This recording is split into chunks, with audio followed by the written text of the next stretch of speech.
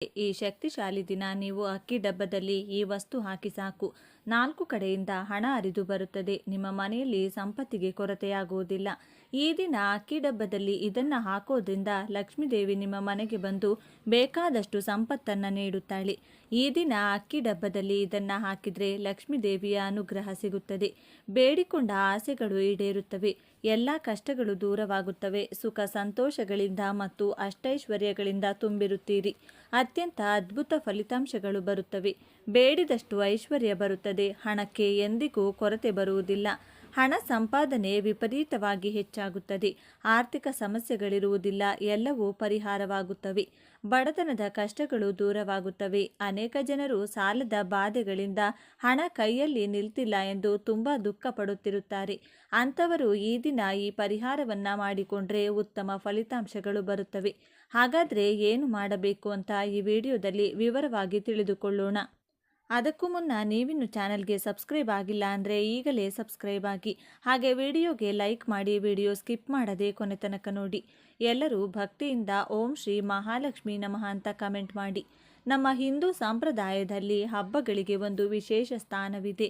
ಪ್ರತಿ ಹಬ್ಬದ ಹಿಂದೆ ಒಂದು ಆಧ್ಯಾತ್ಮಿಕ ವೈಜ್ಞಾನಿಕ ಕಾರಣ ಅಡಗಿದೆ.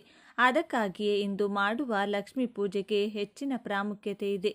ಭಾರತೀಯರ ಜೀವನದಲ್ಲಿ ಅನ್ನ ಮತ್ತು ಅಕ್ಕಿ ಕೇವಲ ಆಹಾರ ಪದಾರ್ಥಗಳಲ್ಲ, ಅವರು ಸಾಕ್ಷಾತ್ ಅನ್ನಪೂರ್ಣ ದೇವಿಯ ಸ್ವರೂಪ.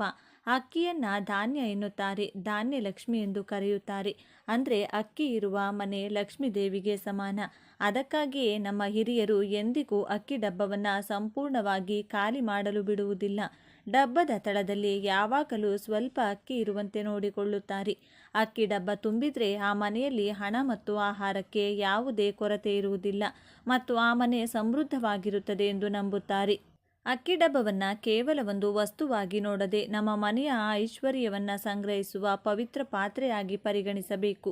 ಅಂತಹ ಮಾಹಿಮಾನ್ವಿತ ಅಕ್ಕಿ ಡಬ್ಬಗಳು ಲಕ್ಷ್ಮೀದೇವಿಯನ್ನು ಪೂಜಿಸುವ ಈ ದಿನದಂದು ಒಂದು ಸಣ್ಣ ಪರಿಹಾರವನ್ನು ಮಾಡೋದ್ರಿಂದ ನಾವು ಅದ್ಭುತ ಫಲಿತಾಂಶಗಳನ್ನು ಪಡೆಯಬಹುದು. ಈ ವಿಶೇಷ ಪರಿಹಾರವನ್ನು ಮಾಡೋದ್ರಿಂದ ಸಿಗುವ ಫಲಿತಾಂಶಗಳು ಅದ್ಭುತವಾಗಿವೆ.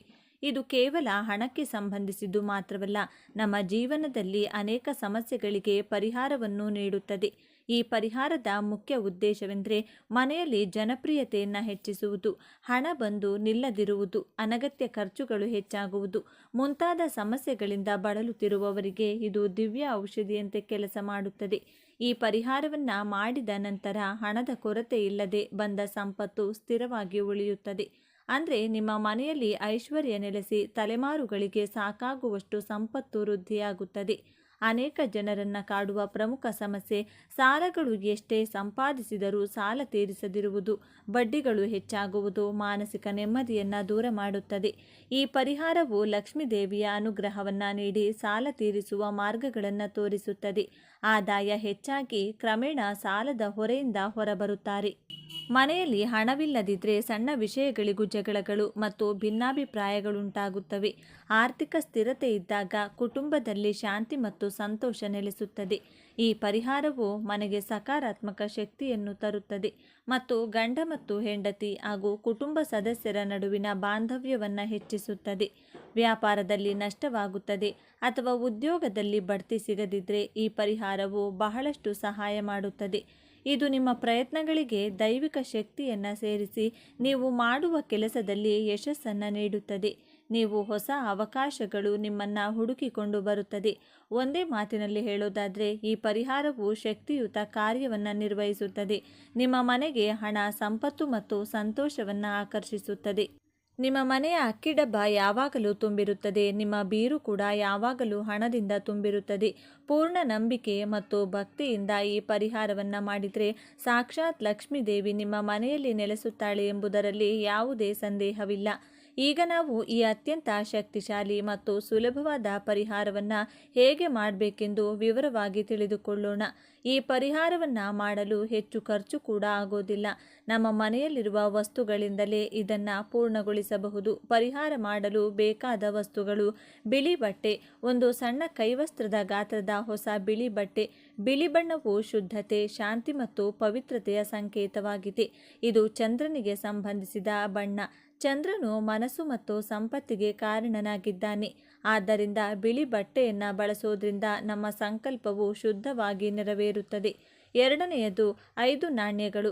ಸಂಪತ್ತಿಗೆ ವಿಶೇಷವಾಗಿ 5 ಸಂಖ್ಯೆಯ ಪಂಚಭೂತಗಳಿಗೆ ಭೂಮಿ, ನೀರು, ಬೆಂಕಿ, ಗಾಳಿ, ಆಕಾಶ ಈ 5ನ್ನು ತೆಗೆದುಕೊಳ್ಳೋದ್ರಿಂದ ಪಂಚಭೂತಗಳ ಶಕ್ತಿಯನ್ನು ಲಕ್ಷ್ಮೀದೇವಿ ತನ್ನ ಶಕ್ತಿಯನ್ನು ನಾವು ಆಕರ್ಷಿಸುತ್ತೇವೆ. ಅರಿಶಿನ ಕುಂಕುಮ ಇದು ಅತ್ಯಂತ ಪವಿತ್ರವಾದ ಮಂಗಳಕರವಾದ ವಸ್ತುಗಳು. ಅರಿಶಿನವು ಗುರುಗ್ರಹದ ಅನುಗ್ರಹವನ್ನು ನೀಡಿದರೆ ಕುಂಕುಮವು ಸಾಕ್ಷಾತ್ ಲಕ್ಷ್ಮಿ ಸ್ವರೂಪವಾಗಿದೆ. ಇವು ನಕಾರಾತ್ಮಕ ಶಕ್ತಿಗಳನ್ನು ದೂರ ಮಾಡಿ ಸಕಾರಾತ್ಮಕ ಶಕ್ತಿಗಳನ್ನು ತುಂಬುತ್ತವೆ. ಇನ್ನು ಬಿರಿಯಾನಿ ಎಲೆ, ಅಡುಗೆಯಲ್ಲಿ ಬಳಸುವ ಬಿರಿಯಾನಿ ಎಲೆ, ಇದನ್ನು ವಿಜಯ ಪತ್ರ ಎಂದು ಕರೆಯುತ್ತಾರೆ. ಪ್ರಾಚೀನ ಕಾಲದಿಂದಲೂ ಇದನ್ನು ಆಸೆಗಳನ್ನು ಈಡೇರಿಸಲು ಒಂದು ಸಾಧನವಾಗಿ ಬಳಸಲಾಗುತ್ತದೆ. ಇದರ ಮೇಲೆ ಒಂದು ಆಸೆಯನ್ನು ಬರೆದು ದೇವರ ಮುಂದೆ ಇಟ್ಟಾಗ ಆ ಆಸೆಯು ನೆರವೇರಿ ವಿಶ್ವಕ್ಕೆ ತಲುಪುತ್ತದೆ ಎಂಬ ನಂಬಿಕೆ ಇದೆ. ಈ ಪರಿಹಾರಕ್ಕಾಗಿ ಹರಿಯದ ಮತ್ತು ಉತ್ತಮ ಆಕಾರದ ಒಂದು ಎಲೆಯನ್ನು ತೆಗೆದುಕೊಳ್ಳಿ. ಈಗ ಪರಿಹಾರವನ್ನು ಹೇಗೆ ಮಾಡಬೇಕೆಂದು ತಿಳಿಯೋಣ. ಈ ದಿನದಂದು ಬೆಳಿಗ್ಗೆ ಇಡೀ ಮನೆಯನ್ನು ಸ್ವಚ್ಛಗೊಳಿಸಬೇಕು. ವಿಶೇಷವಾಗಿ ಪೂಜಾ ಮಂದಿರ ಮತ್ತು ಅಡುಗೆ ಮನೆಯನ್ನು ಬಹಳ ಸ್ವಚ್ಛವಾಗಿಟ್ಟುಕೊಳ್ಳಬೇಕು. ಸಂಜೆ ಲಕ್ಷ್ಮೀ ಪೂಜೆ ಮಾಡುವ ಮೊದಲು ತಲೆ ಸ್ನಾನ ಮಾಡಿ ಶುಭ್ರವಾದ ಬಟ್ಟೆಗಳನ್ನು ಧರಿಸಬೇಕು. ನೀವು ಪ್ರತಿದಿನ ಮಾಡುವ ಲಕ್ಷ್ಮೀ ಪೂಜೆಯನ್ನು ಯಥಾವತ್ತಾಗಿ ಪೂರ್ಣಗೊಳಿಸಿ ದೀಪಗಳನ್ನು ಬೆಳಗಿಸಿ ನೈವೇದ್ಯವನ್ನು ಸಮರ್ಪಿಸಿ ಅಮ್ಮನವರನ್ನು ಮನಪೂರ್ವಕವಾಗಿ ಪ್ರಾರ್ಥಿಸಿ. ಪೂಜೆ ಮುಗಿದ ನಂತರ ನೀವು ತೆಗೆದುಕೊಂಡ ಬಿರಿಯಾನಿ ಎಲೆಯ ಮೇಲೆ ಕುಂಕುಮದೊಂದಿಗೆ ಬೆರೆಸಿದ ಸ್ವಲ್ಪ ನೀರನ್ನು ಬೆರೆಸಿ ಒಂದು ಸಣ್ಣ ಕಡ್ಡಿಯಿಂದ ನಿಮ್ಮ ಪ್ರಮುಖ ಆಸೆಯನ್ನು ಬರೆಯಬೇಕು. ಉದಾಹರಣೆಗೆ, ನಮ್ಮ ಮನೆಯಲ್ಲಿ ಹಣದ ಕೊರತೆ ಇರಬಾರ್ದು ಅಥವಾ ಕಷ್ಟ ಬೇಗನೆ ತೀರಿ ಹೋಗಬೇಕು ಎಂದು ಸ್ಪಷ್ಟವಾಗಿ ಸಂಕ್ಷಿಪ್ತವಾಗಿ ಬರೆಯಿರಿ. ಈಗ ಲಕ್ಷ್ಮೀದೇವಿ ಪಟ್ಟದ ಮುಂದೆ ಒಂದು ತಟ್ಟೆಯಲ್ಲಿ ಬಿಳಿ ವಸ್ತ್ರವನ್ನು ಹರಡಿ ಅದರ ಮೇಲೆ ಸ್ವಲ್ಪ ಅರಿಶಿನ ಕುಂಕುಮ ಚಿಮುಕಿಸಿ ಅದರ ಮಧ್ಯದಲ್ಲಿ ನೀವು ಆಸೆ ಬರೆದ ಬಿರಿಯಾನಿ ಎಲೆಯನ್ನು ಇಡಿ. ಎಲೆ ಮೇಲೆ 5 ರೂಪಾಯಿ ನಾಣ್ಯಗಳನ್ನು ಇಡಿ. ಅವುಗಳ ಮೇಲೆ ಮತ್ತೆ ಸ್ವಲ್ಪ ಅರಿಶಿನ ಕುಂಕುಮ ಹಾಕಿ ಈಗ ಆ ವಸ್ತ್ರವನ್ನು 4 ಮೂಲೆಗಳಿಂದ ಹಿಡಿದು ಒಂದು ಸಣ್ಣ ಗಂಟು ಕಟ್ಟಿ ಆ ಮೂಟೆಯನ್ನು 2 ಕೈಗಳಿಂದ ಹಿಡಿದುಕೊಂಡು ಕಣ್ಣು ಮುಚ್ಚಿ ಲಕ್ಷ್ಮೀ ದೇವಿಯನ್ನು ಪ್ರಾರ್ಥಿಸುತ್ತಾ, ತಾಯಿ, ನಮ್ಮ ಮನೆಯಲ್ಲಿ ಸಂಪತ್ತು, ಸುಖ, ಸಂತೋಷಗಳಿಗೆ ಯಾವುದೇ ಕೊರತೆ ಬರದಂತೆ ನೋಡಿಕೊ. ನಮ್ಮ ಕಷ್ಟಗಳನ್ನು ನಿವಾರಿಸಿ ನಮ್ಮನ್ನು ಚೆನ್ನಾಗಿ ಆಶೀರ್ವದಿಸು ತಾಯಿ ಎಂದು ಮನೋಪೂರ್ವಕವಾಗಿ ಬೇಡಿಕೊಳ್ಳಿ. ನಂತರ ಆ ಮೂಟೆಯನ್ನು ತೆಗೆದುಕೊಂಡು ಹೋಗಿ ನಿಮ್ಮ ಮನೆಯ ಅಕ್ಕಿ ಡಬ್ಬದಲ್ಲಿ ಅಕ್ಕಿಯ ಮಧ್ಯದಲ್ಲಿ ಯಾರಿಗೂ ಕಾಣದಂತೆ ಇಡಿ. ಮೂಟೆ ಸಂಪೂರ್ಣವಾಗಿ ಅಕ್ಕಿಯಲ್ಲಿ ಮುಳುಗುವಂತೆ ನೋಡಿಕೊಳ್ಳಿ. ಅಷ್ಟೇ, ಅತ್ಯಂತ ಶಕ್ತಿಶಾಲಿ ಪರಿಹಾರ ಪೂರ್ಣಗೊಂಡಂತೆ. ಈ ಮೂಟೆ ಅಕ್ಕಿ ಡಬ್ಬದಲ್ಲಿ ಇರುವವರೆಗೆ ಅದು ವಿಶ್ವದ ಧನಶಕ್ತಿಯನ್ನು ನಿಮ್ಮ ಮನೆಗೆ ಆಕರ್ಷಿಸುತ್ತಲೇ ಇರುತ್ತದೆ. ಈ ಗಂಟನ್ನು ಯಾವಾಗ ತೆಗೆಯಬೇಕು, ತೆಗೆದ ನಂತರ ಅದರಲ್ಲಿರುವ ವಸ್ತುಗಳನ್ನು ಏನು ಮಾಡಬೇಕು ಎಂಬ ಸಂದೇಹ ಬರಬಹುದು. ಅದರ ಬಗ್ಗೆ ಈಗ ತಿಳಿದುಕೊಳ್ಳೋಣ.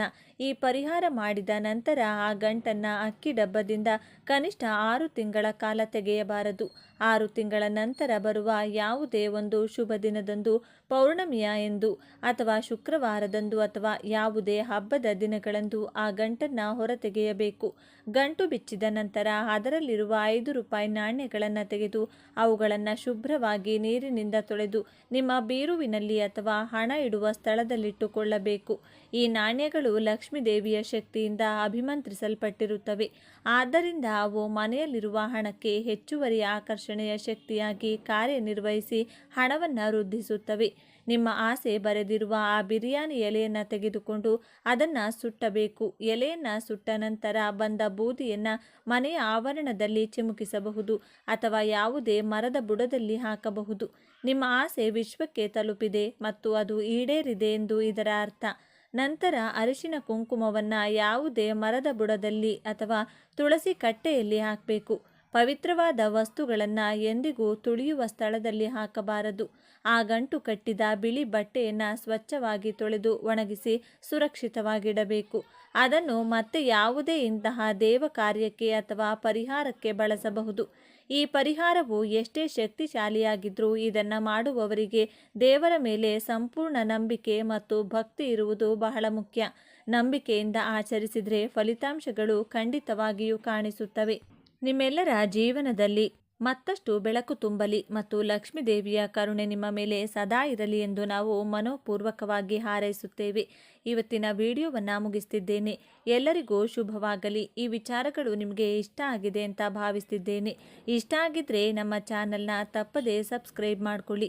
ಈ ವಿಡಿಯೋಗೆ ಒಂದು ಲೈಕ್ ಕೊಡೋದನ್ನು ಮರಿಬೇಡಿ. ಈ ವಿಡಿಯೋವನ್ನು ನಿಮ್ಮ ಫ್ರೆಂಡ್ಸ್ ಆ್ಯಂಡ್ ಫ್ಯಾಮಿಲಿ ಗ್ರೂಪಲ್ಲಿ ಅತಿ ಹೆಚ್ಚು ಶೇರ್ ಮಾಡಿ. ಎಲ್ಲರೂ ಭಕ್ತಿಯಿಂದ ಓಂ ನಮಃ ಶಿವಾಯ ಅಂತ ಕಮೆಂಟ್ ಮಾಡಿ.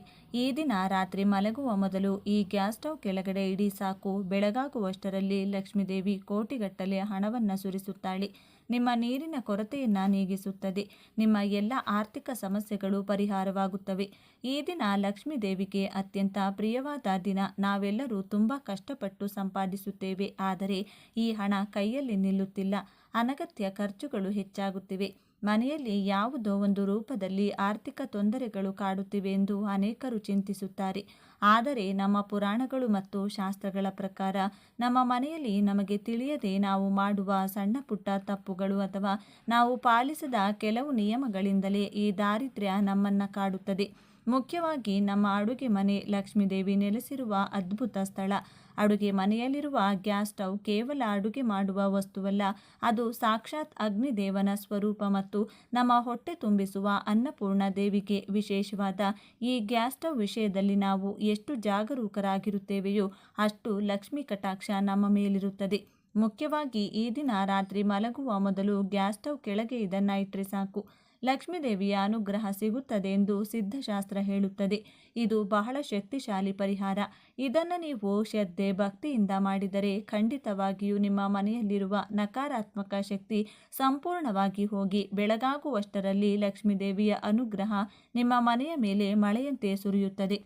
ಹಾಗಾದರೆ ಈ ದಿನ ರಾತ್ರಿ ಗ್ಯಾಸ್ ಸ್ಟವ್ ಕೆಳಗೆ ಏನನ್ನು ಇಡಬೇಕು, ಏನನ್ನು ಇಟ್ಟರೆ ಹಣದ ಸಮಸ್ಯೆಗಳು ದೂರವಾಗಿ ಧನಲಾಭ ಸಿಗುತ್ತದೆ ಎಂಬುದನ್ನು ಈಗ ನಾವು ಈ ವಿಡಿಯೋದಲ್ಲಿ ವಿವರವಾಗಿ ತಿಳಿದುಕೊಳ್ಳೋಣ. ಅಲ್ಲಿ ಸ್ವಲ್ಪ ಇಲ್ಲಿ ಸ್ವಲ್ಪ ನೋಡಿದರೆ ಅರ್ಥವಾಗುವುದಿಲ್ಲ. ಆದ್ದರಿಂದ ಸಂಪೂರ್ಣವಾಗಿ ವಿಡಿಯೋ ನೋಡಿ. ಎಲ್ಲರೂ ಭಕ್ತಿಯಿಂದ ಜೈ ಮಹಾಲಕ್ಷ್ಮಿ ಎಂದು ಕಮೆಂಟ್ ಮಾಡಿ. ಹಾಗೆಯೇ ಈ ವಿಡಿಯೋಗೆ ಲೈಕ್ ಮಾಡಿ. ಇನ್ನು ವಿಡಿಯೋಗೆ ಬಂದರೆ ಪರಿಹಾರ ಮಾಡಲು ನಮಗೆ ಬೇಕಾದ ವಸ್ತುಗಳು ನಮ್ಮ ಮನೆಯಲ್ಲಿ ಸುಲಭವಾಗಿ ಸಿಗುತ್ತವೆ. ಒಂದು ಸಣ್ಣ ತಟ್ಟೆ, ಸ್ವಲ್ಪ ಅರಿಶಿನ ಕುಂಕುಮ, ಒಂದು ದಾಸವಾಳದ ಎಲೆ, ಕೆಲವು ಸಾಸಿವೆ ಮತ್ತು ಒಂದು ಸಣ್ಣ ಬೆಲ್ಲದ ತುಂಡು. ಈ ಎಲ್ಲ ವಸ್ತುಗಳು ಆಧ್ಯಾತ್ಮಿಕವಾಗಿ ಬಹಳ ಶಕ್ತಿಯುತವಾಗಿವೆ. ಈಗ ಪರಿಹಾರವನ್ನು ಹೇಗೆ ಮಾಡಬೇಕೆಂದು ವಿವರವಾಗಿ ಹೇಳ್ತೀನಿ. ಈ ದಿನ ರಾತ್ರಿ ನೀವು ಊಟ ಮುಗಿಸಿ ಅಡುಗೆ ಮನೆಯಲ್ಲಿ ಸ್ವಚ್ಛಗೊಳಿಸಿದ ನಂತರ ಮಲಗುವ ಮೊದಲು ಈ ಕೆಲಸವನ್ನು ಮಾಡಬೇಕು. ಏನೂ ಇಲ್ಲ, ಮೊದಲು ಒಂದು ಸಣ್ಣ ತಟ್ಟೆಯನ್ನು ತೆಗೆದುಕೊಳ್ಳಿ. ಅದರಲ್ಲಿ ನಿಮಗೆ ಬಟ್ಟಲು ತುಂಬ ಉಪ್ಪನ್ನು ತೆಗೆದು ಆ ತಟ್ಟೆಯಲ್ಲಿ ಹಾಕಿ. ಸಮುದ್ರ ಗರ್ಭದಿಂದ ಹುಟ್ಟಿದ ಉಪ್ಪು ಸಾಕ್ಷಾತ್ ಲಕ್ಷ್ಮೀ ಸ್ವರೂಪ ಎಂದು ನಮಗೆಲ್ಲರಿಗೂ ಗೊತ್ತು. ಆದ್ದರಿಂದ ಉಪ್ಪನ್ನು ಎಂದಿಗೂ ಕೆಳಗೆ ಚೆಲ್ಲಬಾರದು, ಕಾಲಿನಿಂದ ತುಳಿಯಬಾರದು ಎಂದು ಹಿರಿಯರು ಹೇಳುತ್ತಿರುತ್ತಾರೆ. ಸಾಕ್ಷಾತ್ ಶ್ರೀ ಮಹಾಲಕ್ಷ್ಮಿಯ ಅವಶ್ಯಕತೆ ಇರುತ್ತದೆ. ಆದ್ದರಿಂದ ಒಂದು ಹಿಡಿ ಉಪ್ಪು ಹಾಕಿ ಎಲೆಯ ಮೇಲೆ ಸ್ವಲ್ಪ ಅರಿಶಿನ ಮತ್ತು ಕುಂಕುಮವನ್ನು ಚಿಮುಕಿಸಿ. ಅರಿಶಿನ ಕುಂಕುಮ ಮಂಗಳಕರವಾದವು. ಅವು ಎಲ್ಲೆಲ್ಲಿ ಇರುತ್ತವೆಯೋ ಅಲ್ಲಿ ಶುಭವಾಗುತ್ತದೆ. ಈಗ ಎಲೆ ಅರಿಶಿನ ಕುಂಕುಮದ ಮೇಲೆ ಒಂದು ದಾಸವಾಳದ ಎಲೆಯನ್ನು ಇಡಿ. ದಾಸವಾಳದ ಹೂವೆಂದರೆ ದೇವಿಗೆ ತುಂಬ ಇಷ್ಟ. ದಾಸವಾಳದ ಎಲೆಗಳಲ್ಲಿಯೂ ಅಷ್ಟೇ ಶಕ್ತಿ ಅಡಗಿರುತ್ತದೆ. ದಾಸವಾಳದ ಎಲೆ ನಮ್ಮ ಕಷ್ಟಗಳನ್ನು ನಿವಾರಿಸುವ ಶಕ್ತಿಯನ್ನು ಹೊಂದಿದೆ. ಹಣವನ್ನು ಆಕರ್ಷಿಸುವ ಶಕ್ತಿ ಇರುವುದರಿಂದ ಈ ಎಲೆಯನ್ನು ಮೇಲಿಟ್ಟ ನಂತರ ಎಲೆಯ ಮೇಲೆ ಕೆಲವು ಸಾಸಿವೆಗಳನ್ನು ಹಾಕಬೇಕು. ಸಾಸಿವೆಗಳು ಮನೆಯಲ್ಲಿರುವ ದುಷ್ಟಶಕ್ತಿಗಳನ್ನು, ನರದೃಷ್ಟಿಗಳನ್ನು ದೂರ ಮಾಡಲು ಅದ್ಭುತವಾಗಿ ಕೆಲಸ ಮಾಡುತ್ತವೆ. ಸಾಸಿವೆಗಳು ಇರುವ ಜಾಗದಲ್ಲಿ ಯಾವುದೇ ಕೆಟ್ಟ ಶಕ್ತಿ ಬರುವುದಿಲ್ಲ. ಸಾಸಿವೆಗಳು ನಮ್ಮ ಕಷ್ಟಗಳನ್ನು ಬಹಳ ಸುಲಭವಾಗಿ ತೆಗೆದುಹಾಕುತ್ತವೆ. ಆದ್ದರಿಂದ ಸಾಸಿವೆಗಳನ್ನು ಹಾಕಿ. ನಂತರ ಆ ಪಕ್ಕದಲ್ಲಿ ಒಂದು ಸಣ್ಣ ಬೆಲ್ಲದ ತುಂಡನ್ನು ಇಡಿ. ಬಲವು ಸಿಹಿಯ ಸಂಕೇತ. ನಮ್ಮ ಜೀವನದಲ್ಲಿಯೂ ಸಿಹಿಯಂತಹ ಸಂತೋಷಗಳು ಬರಬೇಕು ಮತ್ತು ಆನಂದವು ತುಂಬಿ ಹರಿಯಬೇಕೆಂದು ಬಯಸುತ್ತಾ ಈ ಬೆಲ್ಲದ ತುಂಡನ್ನು ಅಲ್ಲಿಡಬೇಕು. ಹೀಗೆ ಸಿದ್ಧಪಡಿಸಿಕೊಂಡ ಆ ಪ್ಲೇಟನ್ನು ನಿಧಾನವಾಗಿ ತೆಗೆದುಕೊಂಡು ಹೋಗಿ ನಿಮ್ಮ ಗ್ಯಾಸ್ ಸ್ಟವ್ ಕೆಳಗೆ ಅಂದರೆ ಮಧ್ಯದಲ್ಲಿ ಯಾರಿಗೂ ಕಾಣದಂತೆ ಎಚ್ಚರಿಕೆಯಿಂದ ಇಡಬೇಕು. ಹೀಗೆ ಸ್ಟವ್ ಕೆಳಗೆ ಏಕೆ ಇಡಬೇಕು ಎಂಬ ಸಂದೇಹ ನಿಮಗೆ ಬರಬಹುದು. ನಮ್ಮ ಮನೆಯ ಮುಖ್ಯ ಶಕ್ತಿ ಕೇಂದ್ರ ಅಡುಗೆ ಮನೆ. ಅದರಲ್ಲಿ ಗ್ಯಾಸ್ ಸ್ಟವ್ ಎಂದರೆ ಅಗ್ನಿಹೋತ್ರ. ಎಲ್ಲಿ ಬೆಂಕಿ ಹುರಿಯುತ್ತದೆಯೋ ಅಲ್ಲಿ ದೈವಿಕ ಶಕ್ತಿ ಇರುತ್ತದೆ. ರಾತ್ರಿ ಇಡೀ ಈ ಶಕ್ತಿಶಾಲಿ ವಸ್ತುಗಳಾದ ಉಪ್ಪು, ಅರಿಶಿನ, ಸಾಸಿವೆ, ಬೆಲ್ಲ ಈ ವಸ್ತುಗಳನ್ನು ಗ್ಯಾಸ್ ಸ್ಟವ್ ಕೆಳಗೆ ಇರುವುದರಿಂದ ಆ ಸುತ್ತಮುತ್ತಲಿನ ಎಲ್ಲ ನಕಾರಾತ್ಮಕ ಕ್ಷೇತ್ರಗಳು ದೂರವಾಗುತ್ತೆ. ಉಪ್ಪು ಮನೆಯಲ್ಲಿರುವ ನಕಾರಾತ್ಮಕ ಶಕ್ತಿಯನ್ನು ಹೀರಿಕೊಳ್ಳುತ್ತದೆ. ಸಾಸಿವೆ ದೃಷ್ಟಿಯನ್ನು ಹೋಗುತ್ತದೆ. ಮರುದಿನ ಬೆಳಿಗ್ಗೆ ಏಳುವ ಹೊತ್ತಿಗೆ ನಿಮ್ಮ ಅಡುಗೆ ಮನೆಯನ್ನು ಸಕಾರಾತ್ಮಕ ಶಕ್ತಿಯಿಂದ ತುಂಬಿರುತ್ತದೆ. ಹಣವನ್ನು ಆಕರ್ಷಿಸಲು ಇದು ಬಹಳಷ್ಟು ಸಹಾಯ ಮಾಡುತ್ತದೆ. ಮರುದಿನ ಬೆಳಿಗ್ಗೆ ಎದ್ದ ತಕ್ಷಣ ಸ್ನಾನ ಮಾಡಿ ಆ ತಟ್ಟೆಯನ್ನು ತೆಗೆದು ಅದರಲ್ಲಿರುವ ವಸ್ತುಗಳನ್ನು ಯಾವುದಾದರೂ ಮರದ ಬುಡದಲ್ಲಿಯೋ ಅಥವಾ ಹರಿಯುವ ನೀರಿನಲ್ಲಿಯೋ ಹಾಕಬಹುದು. ಈ ದಿನಗಳಲ್ಲಿ ಅನೇಕ ಜನರು ರಾತ್ರಿ ಅಡುಗೆ ಮುಗಿದ ತಕ್ಷಣ ಆ ಪಾತ್ರೆಗಳು, ಬಾಣಲೆಗಳು ಎಲ್ಲವನ್ನ ಸ್ಟವ್ ಮೇಲೆ ಹಾಗೆಯೇ ಬಿಟ್ಟು ಸ್ಟವ್ ಒರೆಸದೆ ಮಲಗುತ್ತಾರೆ. ಇದು ಬಹಳ ದೊಡ್ಡ ತಪ್ಪು. ಹೀಗೆ ಮಾಡೋದ್ರಿಂದ ಲಕ್ಷ್ಮೀ ದೇವಿಗೆ ಕೋಪ ಬರುತ್ತದೆ. ಎಣ್ಣೆ ಕಲೆಗಳಿಂದ ತುಂಬಿದ ಗ್ಯಾಸ್ ಸ್ಟವ್ ಅನ್ನು ಹಾಗೆ ಬಿಡುವುದು ದಾರಿದ್ರ್ಯವನ್ನು ಆಹ್ವಾನಿಸಿದಂತೆ. ಗ್ಯಾಸ್ ಸ್ಟವ್ ಲಕ್ಷ್ಮೀ ದೇವಿಯ ಸ್ವರೂಪವಾಗಿರುವುದರಿಂದ ರಾತ್ರಿ ಮಲಗುವ ಮೊದಲು ಅದನ್ನು ಸ್ವಚ್ಛವಾಗಿ ಒರೆಸಬೇಕು. ಸ್ಟವ್ ಮೇಲೆ ಯಾವುದೇ ಪಾತ್ರೆಗಳನ್ನು ಇಡದೆ ಖಾಲಿಯಾಗಿ ಇಡಬೇಕು. ಕೆಲವರು ಗ್ಯಾಸ್ ಸ್ಟವ್ ಮೇಲೆ ಅನಗತ್ಯ ವಸ್ತುಗಳನ್ನಿಡುತ್ತಾರೆ. ಔಷಧಿ ಬಾಟಲಿಗಳಂಥ ವಸ್ತುಗಳನ್ನು ಇಡುತ್ತಾರೆ. ಅದು ಒಳ್ಳೆಯದಲ್ಲ. ಗ್ಯಾಸ್ ಸ್ಟವ್ ಯಾವಾಗಲೂ ಹೊಳೆಯುತ್ತಿರಬೇಕು. ಆಗ ಮಾತ್ರ ನಿಮ್ಮ ಜೀವನವು ಹೊಳೆಯುತ್ತದೆ. ಮುಖ್ಯವಾಗಿ ಬರ್ನರ್ಗಳನ್ನು ಸಹ ಆಗಾಗ ಸ್ವಚ್ಛಗೊಳಿಸುತ್ತಿರಬೇಕು. ವಾಸ್ತುಶಾಸ್ತ್ರದ ಪ್ರಕಾರ ಅಡುಗೆ ಸರಿಯಾಗಿ ಆಗದಿದ್ದರೆ ಅದು ಮನೆಯಲ್ಲಿ ಜಗಳಗಳಿಗೆ ಮತ್ತು ಆರ್ಥಿಕ ತೊಂದರೆಗಳಿಗೆ ಕಾರಣವಾಗುತ್ತದೆ. ಇನ್ನು ಬೆಳಗ್ಗೆ ನೀವು ಮಾಡಬೇಕಾದ ಮತ್ತೊಂದು ಪ್ರಮುಖ ಕೆಲಸದ ಬಗ್ಗೆ ಮಾತನಾಡೋಣ. ಬೆಳಗ್ಗೆ ಎದ್ದ ತಕ್ಷಣ ಸ್ನಾನ ಮಾಡಿ ಅಡುಗೆ ಮನೆಗೆ ಹೋಗಿ ಗ್ಯಾಸ್ ಸ್ಟವ್ಗೆ ನಮಸ್ಕರಿಸಬೇಕು. ಅಡುಗೆ ಪ್ರಾರಂಭಿಸುವ ಮೊದಲು ಸ್ಟವ್ ಮೇಲೆ ಸ್ವಲ್ಪ ನೀರು ಚಿಮುಕಿಸಿ ಅಥವಾ ಸ್ವಲ್ಪ ಸ್ಟವ್ವನ್ನು ಒರೆಸಿ. ಸಾಧ್ಯವಾದರೆ ಸ್ಟವ್ನ 2 ಬದಿಗಳಲ್ಲಿ ಸಣ್ಣ ರಂಗೋಲಿ ಹಾಕಿ ನಂತರ ಸ್ಟವ್ ಹಚ್ಚಿ. ಮೊದಲ ಬಾರಿಗೆ ಚಹಾ ಮಾಡದೆ ಹಾಲು ಉಕ್ಕಿಸುವುದನ್ನು ಅಭ್ಯಾಸ ಮಾಡಿಕೊಳ್ಳಿ. ಒಂದು ಸಣ್ಣ ಪಾತ್ರೆಯಲ್ಲಿ ಹಾಲು ಹಾಕಿ ಅದು ಉಕ್ಕಿ ಕೆಳಗೆ ಬೀಳುವಂತೆ ಕಾಯಿಸಿ. ಹಾಲು ಉಕ್ಕುವುದು ಸಮೃದ್ಧಿಯ ಸಂಕೇತ. ಹಾಗೆಯೇ ಹಾಲು ಉಕ್ಕಿ ಪಾತ್ರೆಯಿಂದ ಹೊರಬರುವಂತೆ ನಮ್ಮ ಮನೆಯಲ್ಲಿ ಸಂಪತ್ತು ಮತ್ತು ಸಂತೋಷವು ಉಕ್ಕಿ ಹರಿಯುತ್ತದೆ ಎಂದು ಇದರ ಅರ್ಥ.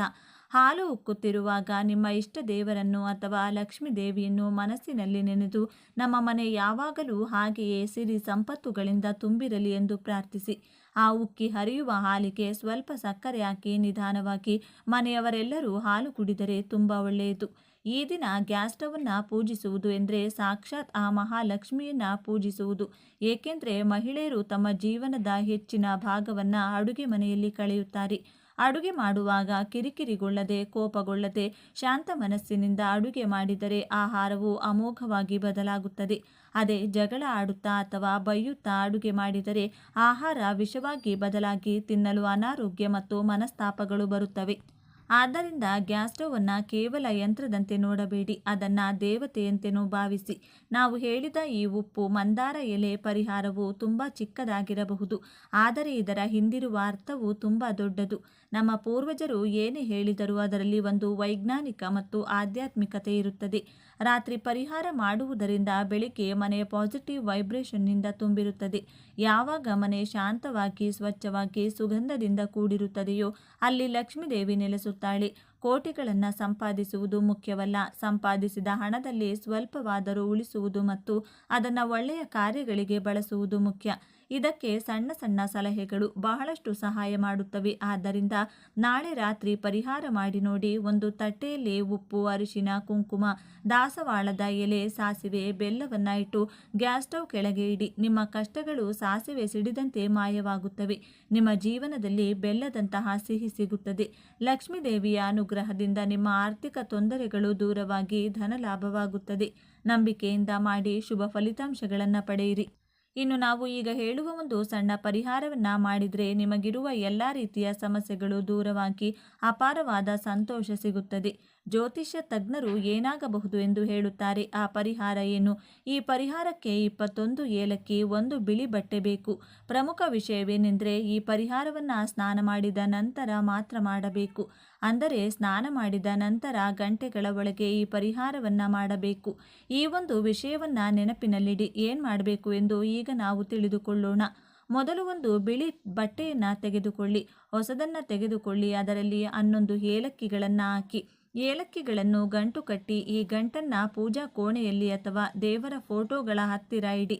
ನಂತರ ಸಾಂಬ್ರಾಣಿ ಹಚ್ಚಿ ಧೂಪವನ್ನು ತೋರಿಸಿ ನಿಮ್ಮ ಮನಸ್ಸಿನಲ್ಲಿರುವ ಹಣಕ್ಕೆ ಸಂಬಂಧಿಸಿದ ಆಸೆಗಳನ್ನು ಹೇಳಿಕೊಳ್ಳಿ. ಹಾಗೆ ಹೇಳಿದ ನಂತರ ಈ ಗಂಟುಗಳನ್ನು ತೆಗೆದು ನಿಮ್ಮ ಮನೆಯ ಮುಖ್ಯ ದ್ವಾರದ ಮೇಲ್ಭಾಗಕ್ಕೆ ಕಟ್ಟಿ. ಹಾಗೆ ಕಟ್ಟಿದ ನಂತರ ಇನ್ನೊಂದು 10 ಏಲಕ್ಕಿಗಳನ್ನು ತೆಗೆದುಕೊಂಡು ಸಣ್ಣ ಬಟ್ಟಲಿನಲ್ಲಿ ಹಾಕಿ 1/2 ಗ್ಲಾಸು ನೀರು ಹಾಕಿ. ಆ ನೀರನ್ನು ಚೆನ್ನಾಗಿ ಕುದಿಸಿ, ಅಂದರೆ ಅರ್ಧ ಗ್ಲಾಸ್ ನೀರು 2 ಚಮಚ ನೀರಾಗುವವರೆಗೂ ಚೆನ್ನಾಗಿ ಕುದಿಸಿ. ಹಾಗೆ ಕುದಿಸಿದ ನಂತರ ನೀರಿನಿಂದ ಎಲೆಗಳನ್ನು ತೆಗೆದು ಆ ನೀರನ್ನು ಬೇರ್ಪಡಿಸಿ. ಈ ನೀರು ತಣ್ಣಗಾದ ನಂತರ ಈ ನೀರನ್ನು ಬಾಗಿಲ ಮೇಲೆ ಕಟ್ಟಿದ ಗಂಟು ಮೇಲೆ ಚಿಮುಕಿಸಿ 2 ಚಮಚ ನೀರು ಬರುವವರೆಗೂ ಕುದಿಸುತ್ತೀರಿ ಅಲ್ಲವೇ? ಆ ನೀರನ್ನು ಬಾಗಿಲ ಮೇಲೆ ಚಿಮುಕಿಸಿ ಹೀಗೆ ಮಾಡಿದರೆ ಖಂಡಿತವಾಗಿಯೂ ನಿಮ್ಮ ಮನೆಯಲ್ಲಿರುವ ಹಣದ ಸಮಸ್ಯೆಗಳು ನಿವಾರಣೆಯಾಗುತ್ತವೆ. ನೀವು ಬಯಸಿದ ಆಸೆ ಈಡೇರುತ್ತದೆ. ಲಕ್ಷ್ಮೀದೇವಿ ನಿಮ್ಮ ಮನೆಯಲ್ಲಿ ನೆಲೆಸುತ್ತಾಳೆ. 4 ದಿಕ್ಕುಗಳಿಂದಲೂ ಹಣ ಆಕರ್ಷಿತವಾಗುತ್ತದೆ. 4 ದಿಕ್ಕುಗಳಿಂದಲೂ ಹಣ ಬರುತ್ತದೆ. ಹಣ ಸಂಪಾದನೆ ಹೆಚ್ಚಾಗುತ್ತದೆ. ಆರ್ಥಿಕ ಸಮಸ್ಯೆಗಳು ನಿವಾರಣೆಯಾಗುತ್ತವೆ. ಅದೃಷ್ಟ ನಿಮ್ಮನ್ನು ಒಲಿಸಿಕೊಳ್ಳುತ್ತದೆ. ಏಲಕ್ಕಿ ಗಂಟನ್ನು ಬಾಗಿಲ ಮೇಲೆ ಕಟ್ಟಿ ಅದರ ಮೇಲೆ ಏಲಕ್ಕಿ ನೀರನ್ನು ಚಿಮುಕಿಸುವುದರಿಂದ ಲಕ್ಷ್ಮಿ ಅನುಗ್ರಹ ಪ್ರಾಪ್ತವಾಗುತ್ತದೆ. ನಿಮ್ಮ ಮನೆಯಲ್ಲಿ ಸಕಾರಾತ್ಮಕ ಶಕ್ತಿ ನೆಲೆಸುತ್ತದೆ. ಹಣ ಬರುತ್ತಲೇ ಇರುತ್ತದೆ. ಹಣವು ಚೆನ್ನಾಗಿ ವೃದ್ಧಿಯಾಗುತ್ತದೆ. ಆದ್ದರಿಂದ ನೀವು ಸಹ ಈ ಪರಿಹಾರವನ್ನು ಮಾಡಿ ಶುಭ ಫಲಿತಾಂಶಗಳನ್ನು ಪಡೆಯಿರಿ. ಈ ಒಂದು ವಿಶೇಷ ಮಾಹಿತಿ ನಿಮಗೆ ಇಷ್ಟವಾದರೆ ತಪ್ಪದೆ ಜೈ ಸುಬ್ರಹ್ಮಣ್ಯ ಸ್ವಾಮಿ, ಜೈ ಲಕ್ಷ್ಮೀ ನರಸಿಂಹಸ್ವಾಮಿ ಅಂತ ಬರೆದು ಈ ವಿಡಿಯೋವನ್ನು ಎಲ್ಲರಿಗೂ ಶೇರ್ ಮಾಡಿ. ಮುಂದಿನ ಬಾರಿ ಮತ್ತೊಂದು ವಿಶೇಷ ದೈವ ಮಾಹಿತಿಯೊಂದಿಗೆ ಚಾನೆಲ್ ಮೂಲಕ ಭೇಟಿಯಾಗೋಣ. ಧನ್ಯವಾದಗಳು ಸ್ನೇಹಿತರೆ.